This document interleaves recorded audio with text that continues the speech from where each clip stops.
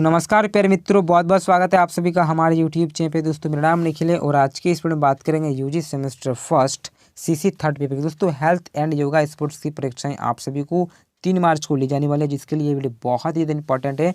दोस्तों आज के इस वीडियो में हम लोग देखने वाला है योग शब्द का अर्थ, योग का महत्व, योग कितने प्रकार के होते हैं, यानी कि योग से संबंधित जितने भी प्रश्न बनेंगे सभी प्रश्नों को हम लोग देखने का प्रयास करेंगे और आप बहुत ही बेहतरीन प्रकार से आप परीक्षा भवन में लिख सकते हो। तो चलिए बिना देर के हम लोग देखते हैं योग शब्द का अर्थ क्या होता है। दोस्तों योग शब्द का अर्थ बहुत ही व्यापक और विस्तृत है। शास्त्रों के अनुसार इसके अनेक अर्थ मिलते हैं। योग शब्द का सामान्य अर्थ की अगर बात कर सकते हैं तो इसका अर्थ होता है जोड़ना, जुड़ना, मिलना या तो फिर युक्त होना। देखिए दोस्तों, संस्कृत में योग शब्द की उत्पत्ति युज धातु से मानी गई है। ठीक है दोस्तों, योग शब्द युज धातु के बाद करण और भाववाच्य में घन प्रत्यय लगने से बनता है और जिसका अर्थ होता है स्वयं के साथ मिलन। दोस्तों योग का मतलब क्या होता है, अर्थ क्या होता है, जुड़ना या तो फिर युक्त होना। अगर इसकी बात कर सकते हैं संस्कृत में तो इसे बोलते हैं स्वयं के साथ मिलन। ठीक है, चलिए ये हो जाता है इसका अर्थ। तो अब हम लोग देख लेते हैं योग की परिभाषाएं। दोस्तों प्रत्येक व्यक्ति ने अपना अपना परिभाषा दिया है तो उनको भी एक बार देखने का प्रयास करेंगे।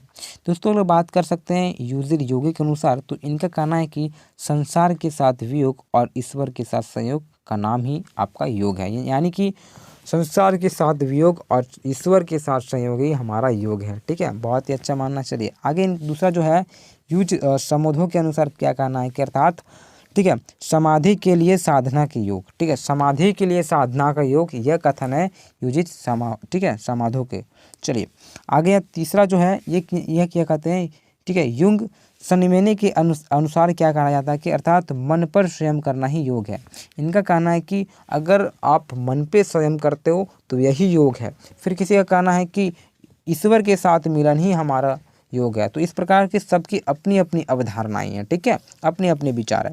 देखिए और भी जाने का प्रयास करेंगे तो वैदिक ग्रंथों, उपनिषदों, महासागर और श्रीमद् भागवत गीता में योग पर काफ़ी चर्चा की गई। इस प्रकार से जो ग्रंथ हैं दोस्तों, जो उपनिषद हो गए, वैदिक ग्रंथ हो गए, महाभारत हो गए, श्रीमद् भागवत गीता हो गए, इसमें योग के बारे में बहुत ही काफ़ी ज़्यादा चर्चा किया है। श्रीमद् भागवत गीता में ज्ञान योग, भक्ति योग, कर्म योग और राज योग अर्थात ठीक है इस प्रकार से उल्लेख किया गया है। तो बहुत ही अच्छा ग्रंथ है, इसे पढ़ना चाहिए प्रत्येक मनुष्य को, प्रत्येक व्यक्ति को, चाहे वो किसी भी धर्म से रिलेटेड हो, चाहे वो कोई सा भी धर्म हो। ठीक है, बहुत कुछ यहाँ से हम सभी को सीखने को मिलता है। ठीक है, चलिए आगे बात करते हैं। तो यहाँ भी आप सभी को यहाँ पे योग के बारे में बताया गया है, तो यहाँ से आप देख सकते हो कि इसमें भी योग का चर्चा किया गया है। चलिए आगे हम लोग योग का उद्देश्य देखेंगे। दोस्तों आखिरकार योग का उद्देश्य क्या है, ये भी एक प्रश्न बन जाता है हम सभी के लिए। ठीक है, चलिए पहला आप लिख सकते हो दोस्तों मानसिक शक्ति का विकास करना।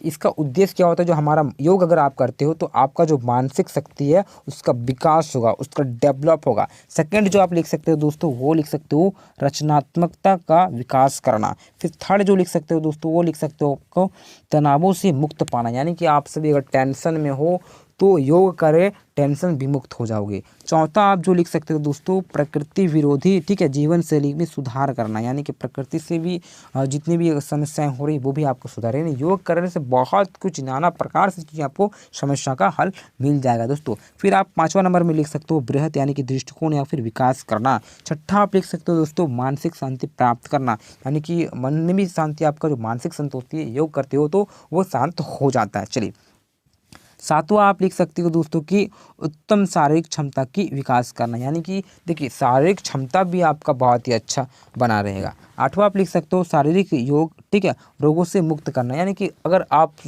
योग करते हो शारीरिक रूप से तो आपका जो रोग वगैरह है वो भी मुक्त हो जाता है। ठीक है, मुक्ति प्राप्त होती है योग से। चलिए नौवां आप लिख सकते हो कि मदिरा पान तथा मादक द्रव्य से इसका मुक्ति, जैसे कि अब योग वगैरह करते हो ना तो जो भी आपका नशीला चीज़ होता है वो भी थोड़ा थोड़ा आपका दूर उससे दूर हटेगा ही हटेगा। ठीक है, तो ये करने से आपको ये फ़ायदे होते हैं। चलिए 10वां आप लिख सकते हो कि मनुष्य का दिव्य रूपांतरण। तो दिव्य रूपांतरण यानी कि मनुष्य अगर योग करता है तो वो क्या से क्या कर सकता है, बहुत ही कुछ उसको फ़ायदा होने वाला है। उसको रोग विघ्न बहुत ही कम आएगा, बीमारियां बहुत ही कम आएगी, ठीक है। वो जीवन में सफल भी हो पाएगा, मन में शांति होगी, ठीक है। और शारीरिक से लेकर हर एक प्रत्येक क्षेत्र में उसको बहुत ज़्यादा विकसित होने को अवसर प्रदान होता है, ठीक है। तो योग करने से ये हमें फ़ायदे हैं, बहुत ही ज़्यादा फ़ायदा है। केवल और केवल शरीर को ही फ़ायदा नहीं है, हमारा मन को, हमारे तन को, सबको फ़ायदा है, ठीक है। तो इस प्रकार से किसी का कहना है कि ईश्वर से मिलना है, ठीक है। तो इस प्रकार से सबकी अवधारणाएं रही थी, ठीक है।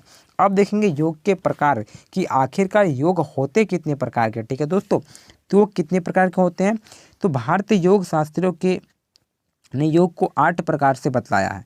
योग के है ना दोस्तों 8 प्रकार के यहाँ पे रूप बताए गए हैं। जैसे कि आप यहाँ पे एक लिख सकते हो कि हठ योग, दूसरा आप लिख सकते हो दोस्तों लय योग, तीसरा आप लिख सकते हो राज योग, चौथा आप लिख सकते हो भक्ति योग, पांचवा आप लिख सकते हो ज्ञान योग, छठा लिख सकते हो कर्म योग, सातवां आपका जप योग और आठवां आप लिख सकते हो अष्टांगिक योग। तो इस प्रकार के 8 योग होते हैं। हठ योग, ठीक है, लय योग, राजयोग, भक्ति योग, ज्ञान योग, कर्म योग, ठीक है, जप योग और अष्टांगिक योग। तो इस प्रकार के आपको हो जाते हैं योग का ये प्रकार और महत्व। तो ये आपका तो हो गया दोस्तों, यही रहा हमारा वीडियो। इसमें हम लोग क्या क्या देखें, सबसे पहले तो इसका अर्थ जानने का प्रयास किए। योग का अर्थ होता है दोस्तों जोड़ना, ठीक है, और फिर जुटना मिलना, यही होता है। तो इस प्रकार से योग का अर्थ हो गया। परिभाषा यानी कि किसी का कहना है कि ईश्वर से मिलन है, किसी का कहना है कि मन में संयम पाना, ठीक है, खुद में संयम पाना, यही योग है।